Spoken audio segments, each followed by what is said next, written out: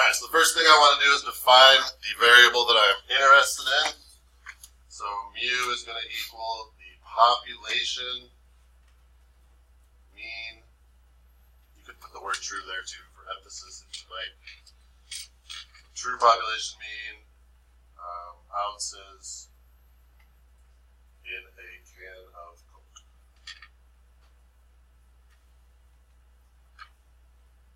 Now we always assume that everything's on the up and up. Like we assume things are as they're stated, and we try to prove otherwise. So we start with the assumption that they're right, that the mu does equal 12. And my alternative hypothesis is going to be either less than 12, greater than 12, or not equal to 12. Which one am I looking for here? Less than 12. I don't think they're giving us too much Coke. That would be weird business plan. Alright, so I know 11.8 is less than 12, but you can't just look at those two numbers and say, okay, that's smaller. Because that's just one sample of 100 cans. So keep this in mind. If I did another random sample of 100 cans, which would be different cans, would I come out with that exact data? I would. My next one might be 12.2, my next one might be 12, my next one could be 12.1. And so the question is, because you're going to have this like normal variation just because your samples are all going to be a little different. The question is, are we far enough below normal variation that I can be like, okay, this is significant, this is an outlier, there's something happening here. So conditions, randomness, did I state randomness? I think I did. Randomness stated, if I didn't, pretend I did. Independence, there's two options I have here. You just need one of them, I'm going to write both. Samaya, can you give me one? I can assume each can is independent.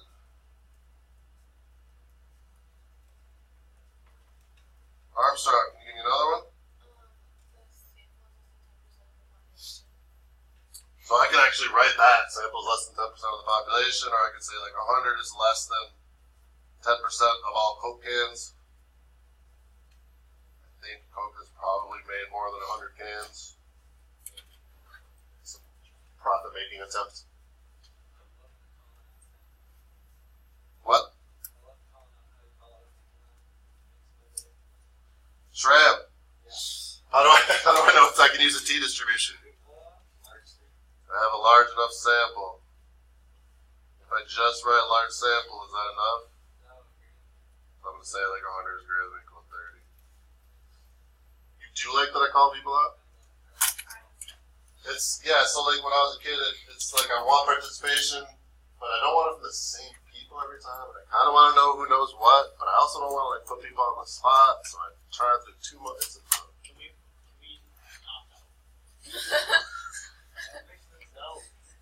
I actually could say that, like you're allowed to opt out, but if you opt out and you're not paying attention, then I'm eligible to call it. Then I'm vetoing the opt out. I mean, you can always just say like I don't know.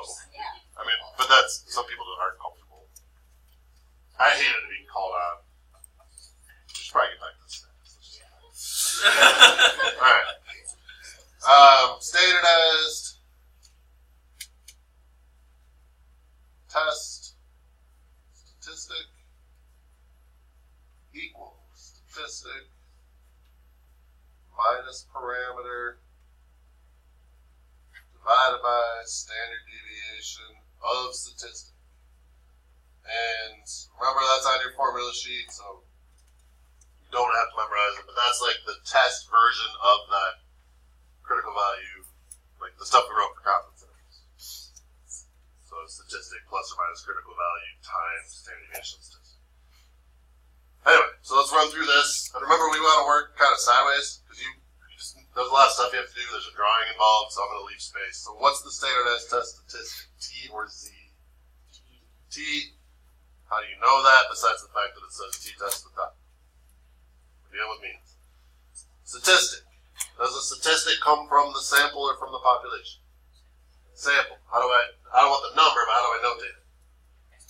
X bar. Parameter from the sample of the population. Population, how do I notate it? Mu. And then standard deviation. And then again, I'm working across because it just takes up less space and I need a picture below, so drawing. So 11, or x bar is 11.8. Mu is 12. Standard deviation is 0.12. And n is 100. And then go ahead and figure that out.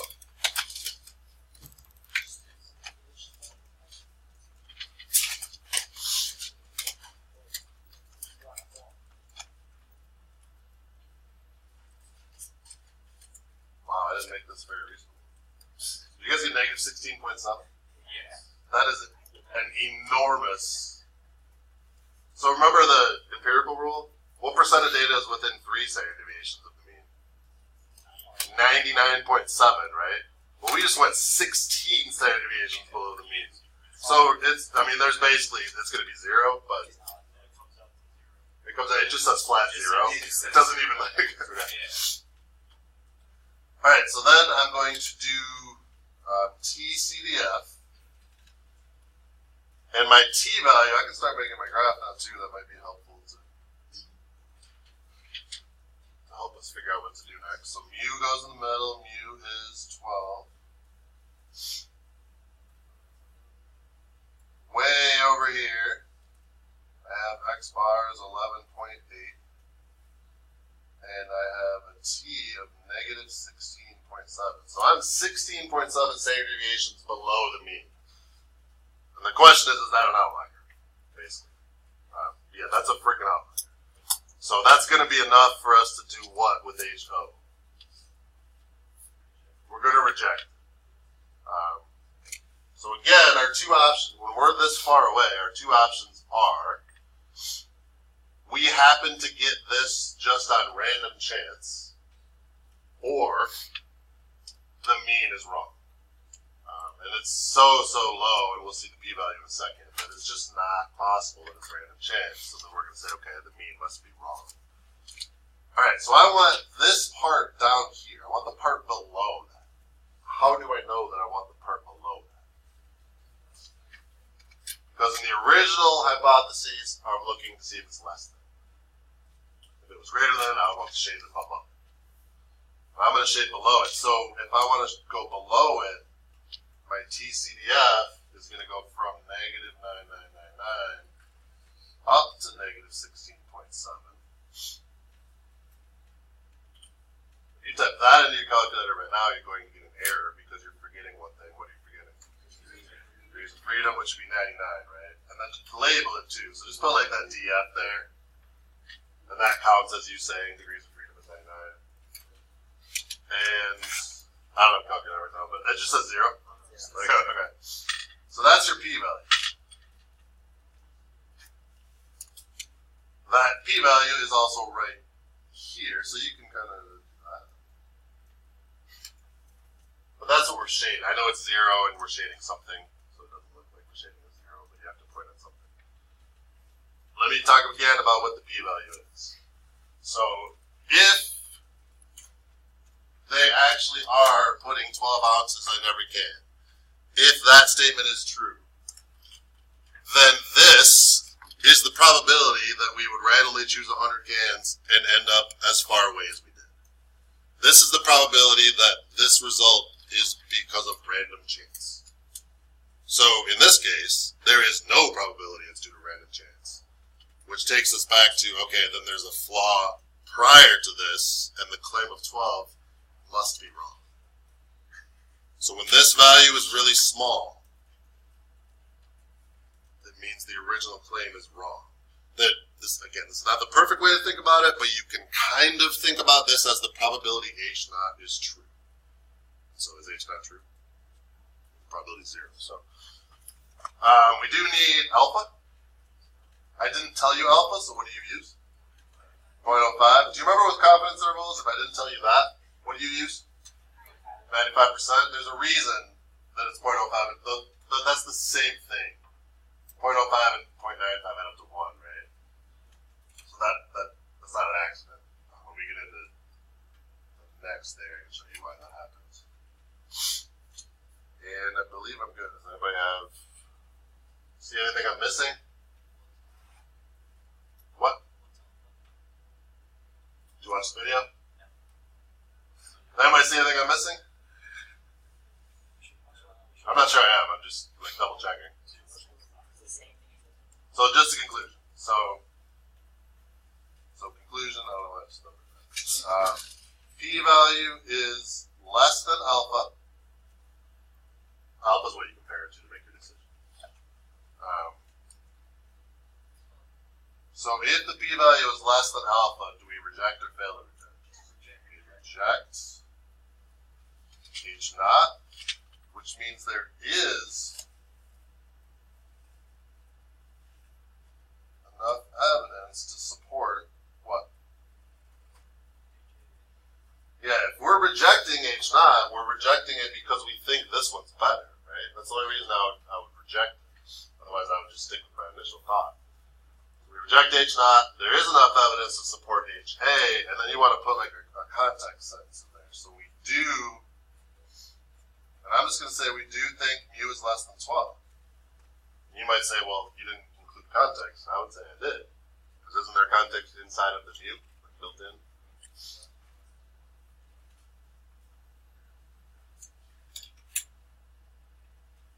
That's like a full one. Questions on any of that process? That make a little more sense than yesterday? About the same as yesterday? Makes more sense. Thank you. Did you watch that video? Alright. Glad I recorded that for you. Any questions on here? Where'd you get this? What's this mean? Why'd this happen? Yeah. Do you need to include alpha in the math section? You need to include it somewhere. Okay. It doesn't matter. There's like they don't look at it as sections. They just look at it as like a whole thing. So you could go up the top up here, right, Alpha, if you want to. I had like a list of all like stuff. It's awesome. Then if it's in the list, you're good. So they are not allowed to look at section by section. They have to look at the whole paper. So even if so it doesn't matter. Anything else? Any questions? Where'd you get this from? Why is this happening? What if this? Alright, let's do a two-sided one. Because we haven't done that yet. And that plays out a little bit differently. Not two-sample, two-sided. So a not equal to.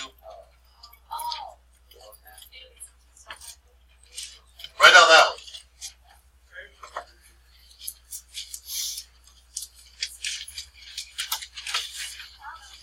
Or just like write the numbers, I don't care.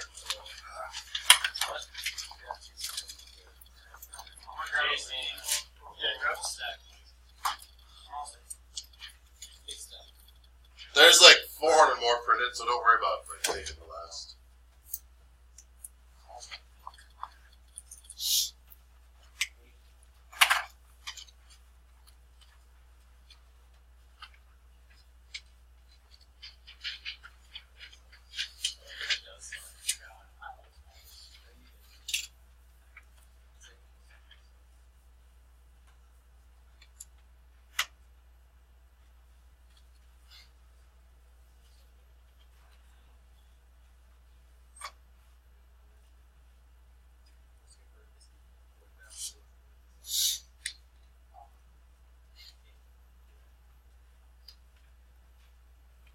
Okay, Nathan? Yeah.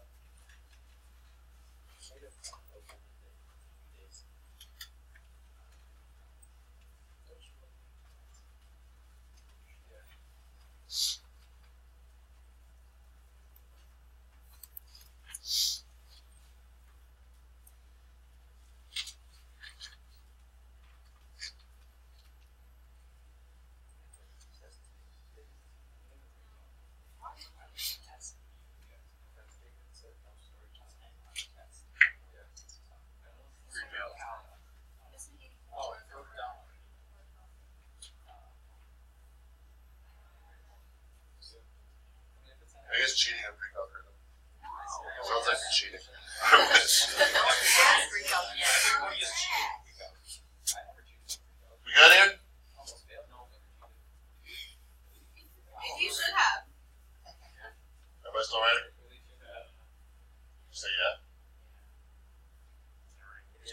That's so sad. Are you like trying this? No, you don't sad. I'm just waiting for people to write about it. On the range. I'm writing too.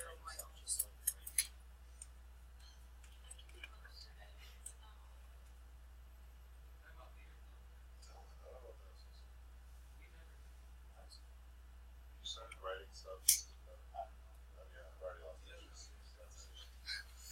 So this is an example of where I don't care if it's. I'm not only looking to see if it's smaller or only looking to see if it's bigger. I care either way. Like this part is supposed to be exactly 0.44 or 0.4 millimeters. If it's too big, it might not work right. If it's too small, it might not work right. I do want to take a second and start talking about possible errors before we do this. What are the two? So let's say that if this part is too big or too small, we're gonna like throw away that whole batch that we just made and like recalibrate the machine and make new parts. If it doesn't fit right, that's what we have to do. So what are the two types of errors that could possibly happen after I make my conclusion? I could make two different types of mistakes. Anybody tell me one?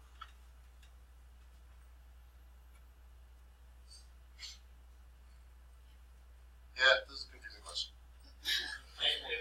That's okay. What? It can be bigger or smaller. What? Maybe I'm not asking it great. When I make my conclusion, I'm either going to decide that the parts were fine, or I'm going to decide the parts weren't fine. But I might not be right. Like, there's a small probability I'm wrong. What if I decide that the parts are fine and they're not? What would happen? I just killed a bunch of people, basically. What if I decide they're not fine, but I was wrong and they really are? I just wasted much money and much time. Okay? Those are called type 1 and type 2 errors. So either direction you can make a mistake. We'll get more into it as we go. I'm just kind of wanted to start thinking about it.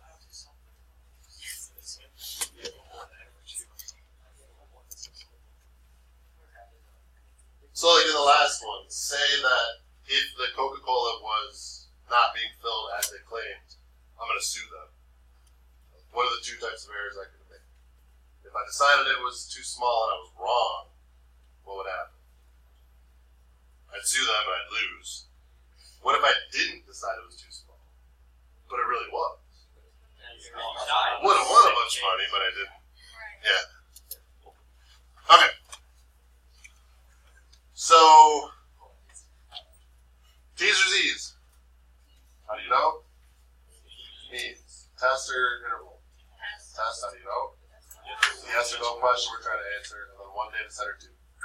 One. So it's a T test. Mu is going to equal,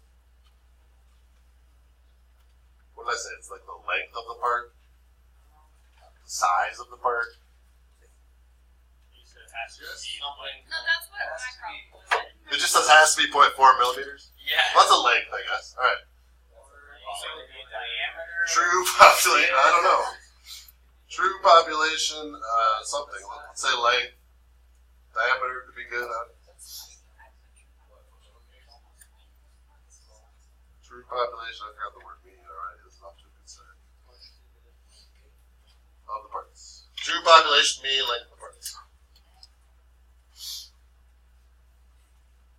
HO, you always start off assuming everything's fine, everything's as it should be, so this would be mu equals what? 0.4. Why is this mu and not x bar? Because I'm trying to predict about the population, right? HA in this case, so this is where I care about either direction. If the part's too big, it's not going to work right. If the part's too small, it's not going to work right.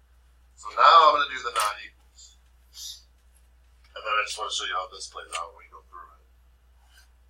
Conditions are the exact same, so randomness is stated.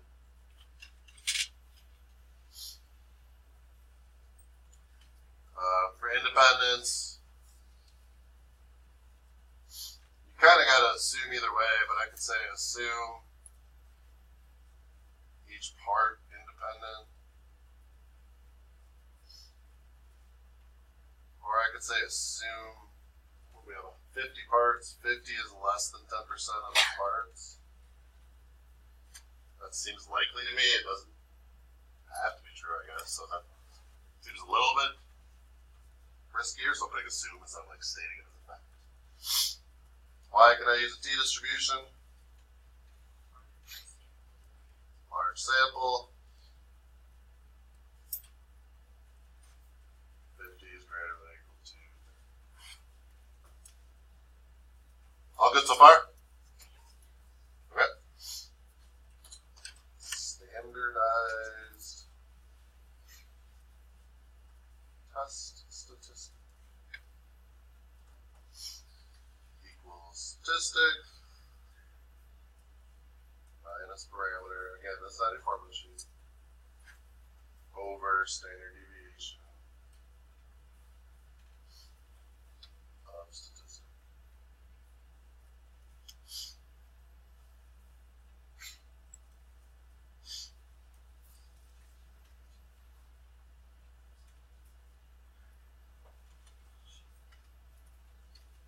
And then our standardized test statistic is t, right? Statistic is x bar, parameter is mu, standard deviation is sigma divided by the square root of n. So those are the words, letters, that would be numbers, and get an answer. You with me? Some of you are still like writing, but I think you're working ahead instead of like not caught up. Okay. You okay? I just want to make sure I'm not like going too fast. So this would be 0.41 minus 0.4 over 0.05 divided by the square root of 50.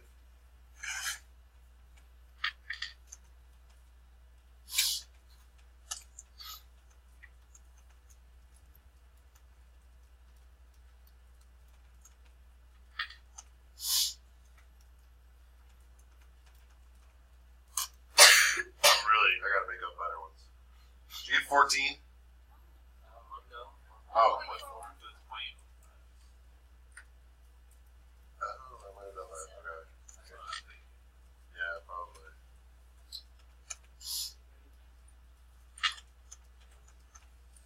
Perfect. Alright. So you get 1.41 then?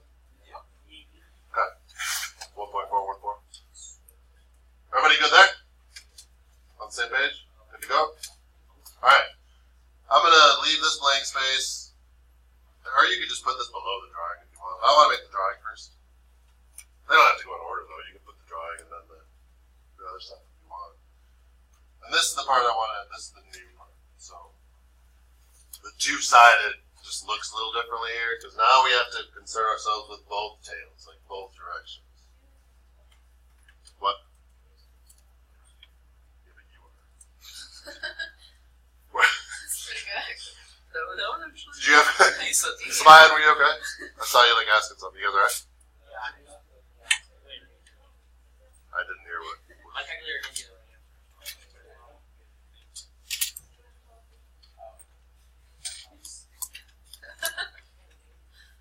You got what? Can we just say you got 1.414 for now and we'll come back to it later? Okay. Reading this doesn't matter. There's not trig in this. 3 divided by Why doesn't it matter at all? Okay. So, what we have, and this is where the two-sided thing again, our x bar was over here. And our t was 1.414. And the part above it is going to be part of our p-value. But what you have to do now is double count it. So, if we were off too big or too small, those both count. So I'm also going to go over here and do the equivalent on this side, like the symmetric version but on the other side. So if this is 0.41 and I go the same distance the other way, what am I at over here? Wouldn't it just be 0.39? So I'm just going like, the t part, is that what you're saying? So what would the t be? Is that what you were saying? Okay, cool. I thought you were saying this should be negative. That blew my mind for a second, but we're good. You good? That's why you opt out of being called out. Okay. So, when it's a two-sided, what? Did you veto his opting out? No, he's meant to. When it's a two-sided, you take whatever data you have and you just duplicate it on the other side also. So now when I go to do my TCDF and find my p-value, I want the total shaded area here. So you can do two things. You can do TCDF of 1.414, comma 9999, comma degrees of freedom. And then what would you do with that answer? Double it. You got the same exact thing on this side. Or work with this side and do TCDF of negative 9999, comma negative 1.414, and double that. Or if you really wanted to, you could just find them both. But they're going to be the same. So I'm going to do TCDF of 1.414, comma 999. What's my degrees of freedom? 49. Don't forget to label it. And I'm going to put times 2. Because I want not only this part that that calculation will find, but I want the same thing on the other side. And I don't have my calculator, so I need someone to tell me what that is. 0.16368. Do other people agree? 0.16, like 37. Okay. What is that number? What did I just find? That's the p-value. When we are looking to reject, we're comparing it to alpha. I didn't tell you what alpha is, so what is it?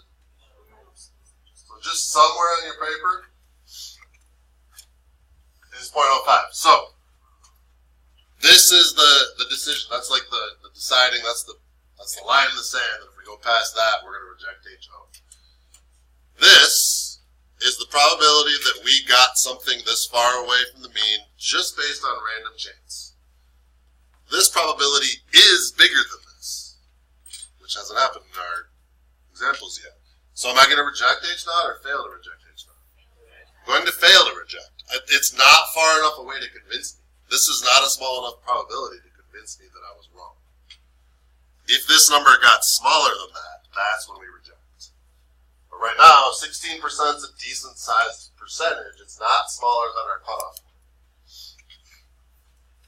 So, p-value is greater than alpha.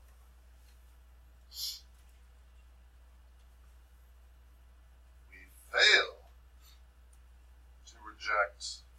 Which one do we fail to reject? HO or HA? Fail to reject HO. And why are we failing to reject HO? Because there's not sufficient evidence to support HA. I'm not convinced.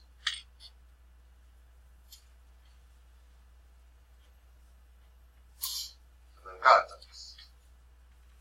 I do not think. And then what goes here always, this last little bit, I do not think, is just whatever you wrote right there for your HA. So I do not think U is not equal to 0.4. This is a cool statement here because am I able to say I do think mu equals 0.4? I'm not. That would be like accepting it as I proved it was actually 0.4. I'm able to say I don't think it's not 0.4, but that's the I can't call you a liar. I'm not calling you a truth either. So I can't say it is 0.4, but saying it's not 0.4. It's really similar. So the two-sided, like the points I'm trying to make here, is this times 2, and you got to do both of those two parts to get your p-value. Questions on this one anywhere? I'm not going to ask you to do one right now because we don't really have enough time, but if I did, give me thumbs up as I'm completely confident I would get it right, thumbs down as I would get everything wrong, or whatever. Yeah. So like here-ish things. I was here yesterday. I'll take that. I'll take that.